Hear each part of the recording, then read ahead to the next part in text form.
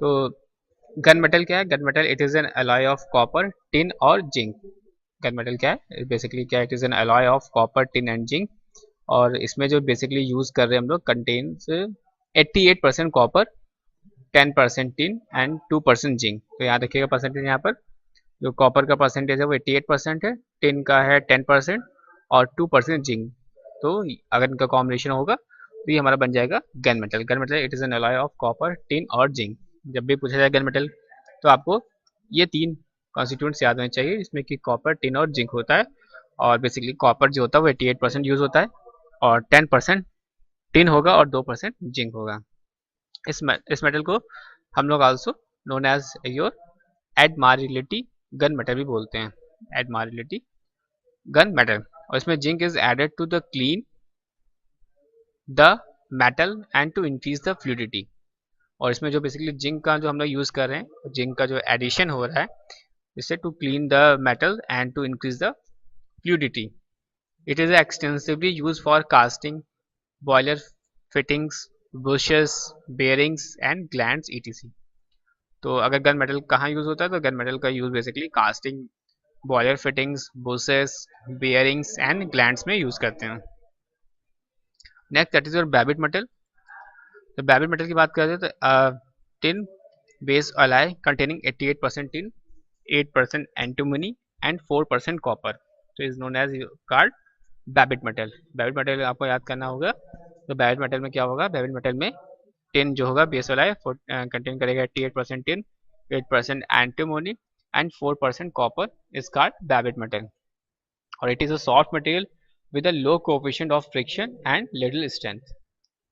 बैबिट metal हो गया, gun metal हो गया। गन मेटल में हमारा क्या था? कॉपर, टिन एंड जिंक था। इसमें जो बैबिट मेटल में क्या है? क्या टिन बेस वाला है कंटेनिंग 88% टिन यूज करते हैं, 8% एंटीमोनी और 4% कॉपर कॉपर का यूज कर रहे हैं for babbitt metal.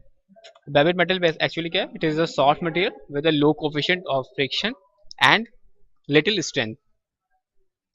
Next that is your nickel based alloy. Nickel based alloy की जब बात कर रहे हैं, nickel based alloy, तो this is a important nickel based alloy.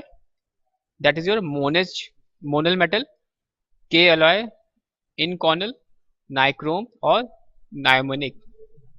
तो निकल बेस्ड एलॉय में हम लोग पहले बात करेंगे मोनल मेटल की। तो सब it is an important alloy of निकल एंड कॉपर।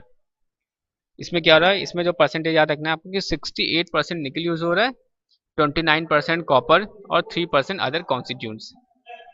मोनल मेटल में जब बात करेंगे तो 68% निकल, 29% कॉपर और 3% other constituents. It is a resembles Nicholls in appearance and is strong, ductile and tough. क्या चीज आपको देखना पड़ेगा कि इसमें निकल का जो परसेंट है वो 68% है, 29% कॉपर है, 3% अदर कॉन्स्टिट्यूट्स है। और it resembles nickel in appearance and is strong, ductile and tough. It is a superior to brass bronze in corrosion resisting properties. Next that is your K alloy। जब K alloy की बात करते हैं तो it contains 3% aluminium and 0.5% titanium। तो यहाँ पे आपको याद रखना पड़ेगा कि जो K alloy की जब बात करेंगे तो इसमें 3% aluminium और 0.5% titanium।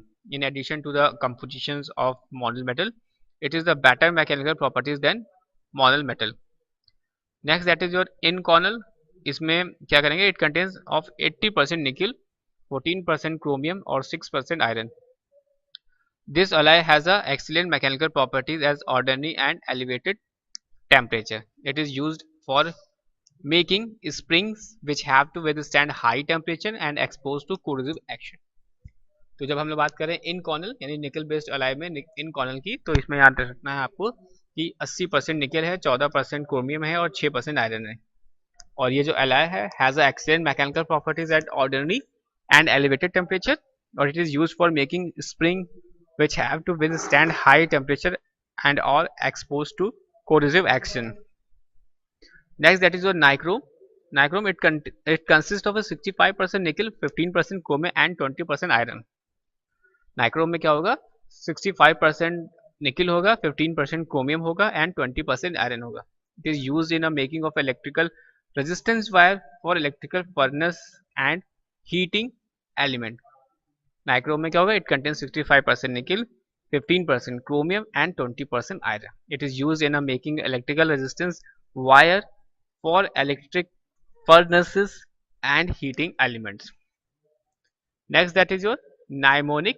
Nimonic, it is consist of 80% nickel and 20% chromium, and it is widely used in a gas turbine engines. So these are the nickel based alloy, monometal, K alloy, inconel, nichrome or Nimonic.